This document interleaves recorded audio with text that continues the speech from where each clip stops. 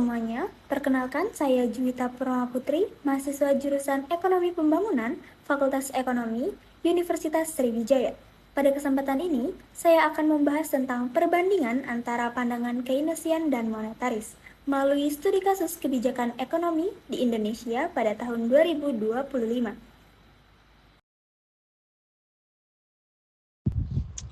Teori Keynesian yang dikembangkan oleh John Maynard Keynes menekankan pentingnya peran pemerintah dalam mengelola permintaan agregat. Dalam kondisi ekonomi melemah, pemerintah perlu meningkatkan belanja untuk mendorong konsumsi dan investasi. Dengan demikian, aktivitas ekonomi dapat kembali tumbuh dan tingkat pengangguran dapat ditekan. Latar belakang munculnya teori Keynesian berasal dari kondisi krisis ekonomi, di mana tingkat pengangguran sangat tinggi dan permintaan masyarakat menurun. Dalam kondisi ini, mekanisme pasar tidak mampu memulihkan ekonomi secara otomatis.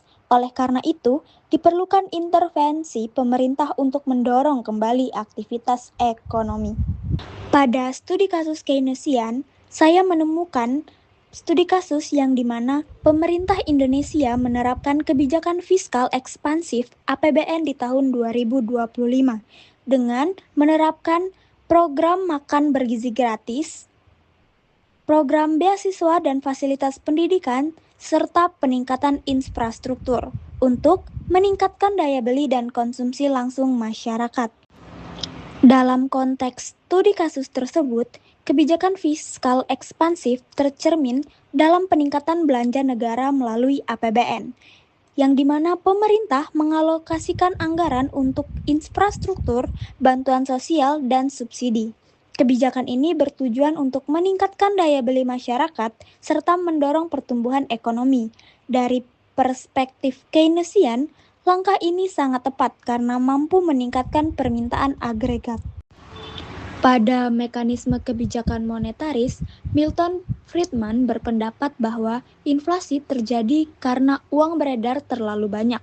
Oleh karena itu, ekonomi harus dikendalikan melalui kebijakan moneter, seperti pengaturan suku bunga oleh bank sentral. Pada kebijakan monetaris, berbeda dengan Keynesian. Pandangan monetaris yang dipelopori oleh Milton Friedman menekankan bahwa stabilitas ekonomi sangat bergantung pada pengendalian jumlah uang beredar, yang dimana inflasi dianggap sebagai fenomena moneter yang harus dikendalikan melalui kebijakan bank sentral.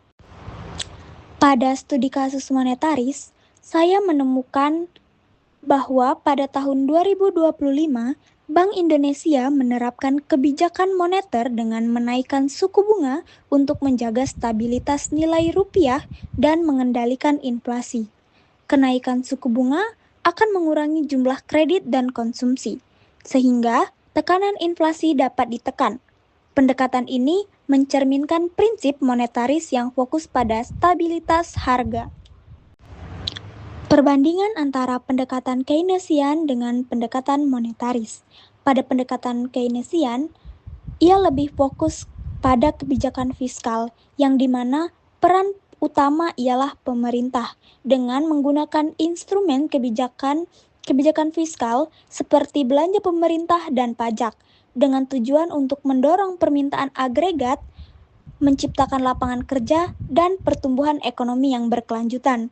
Sedangkan monetaris lebih fokus pada kebijakan moneter yang dimana bank sentral memiliki peran utama dengan instrumen kebijakan moneter dengan suku bunga dan jumlah uang yang beredar dengan tujuan untuk menjaga stabilitas harga dengan inflasi rendah dan stabilitas ekonomi. Dalam praktiknya, kedua pendekatan ini sering digunakan secara bersamaan untuk mencapai keseimbangan antara pertumbuhan ekonomi dan stabilitas ekonomi, yang dimana sinergi kebijakan fiskal dan moneter dapat menciptakan ekonomi yang tumbuh, berkelanjutan, dan dapat stabil. saya sampaikan. Saya Juwita Purnama Putri mengucapkan terima kasih.